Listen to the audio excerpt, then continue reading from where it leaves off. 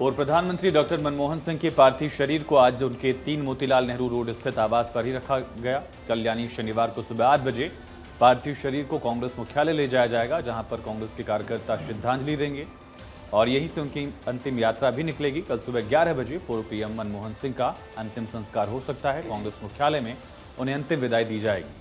केंद्र सरकार ने भी पूर्व पीएम के निधन पर 7 दिन के राष्ट्रीय शोक की घोषणा की। बताया गया कि उनकी एक बेटी विदेश में है और उनके आने के बाद ही डॉक्टर मनमोहन सिंह को अंतिम विदाई दी जाएगी। उनके निधन पर पीएम मोदी, केंद्रीय रक्षा मंत्री राजनाथ सिंह, नितिन गडकरी समेत कई दिग्गजों ने दुख जाहिर किया। उनको योगदान को याद किया। उनको सम्मान देने के लिए भारतीय क्रिकेट टीम के खिलाड़ियों ने बॉक्सिंग डे टेस्ट में काली पट्टी बांधकर आज खेला। प्रधानमंत्री नरेंद्र मोदी डॉक्टर मनमोहन सिंह को याद कर भावुक हो गए।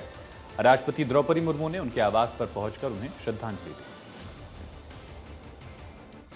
उनका निधन का समाचार सुन करके गहरा आघात लगा है। ईश्वर से प्रार्थना करते हैं कि उनकी मृत आत्मा को, उनके सोल को शांति प्रदान करें।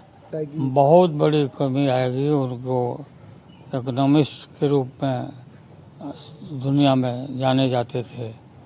आज देश में जब ज़रूरत है ऐसे लोगों को, उसको कमी हुई हो गई बहुत भयंकर। मनमोहन सिंह जी के निधन पर बहुत ही अफसोस हुआ। वो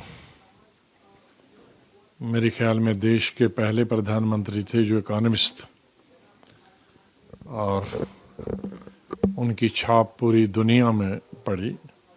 उनके इकोनॉमिक लिबरलाइजेशन के लिए, जिससे हिंदुस्तान का इकोनॉमिक नक्शा ही बदल गया। The fact, the contributions that he has made to the country, especially during the economic liberalization that the country went through, will always be remembered by each and every Indian. So it's a great loss for the nation.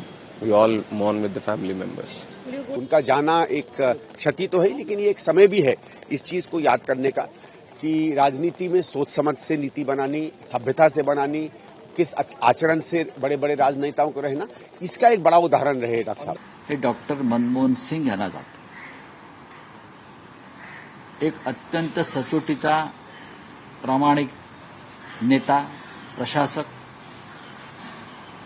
अर्थशास्त्रज्ञ, जागतिक कीर्तीचा विद्वान। त्याने 10 वर्ष या देशावरती आपली छाप उमटवली।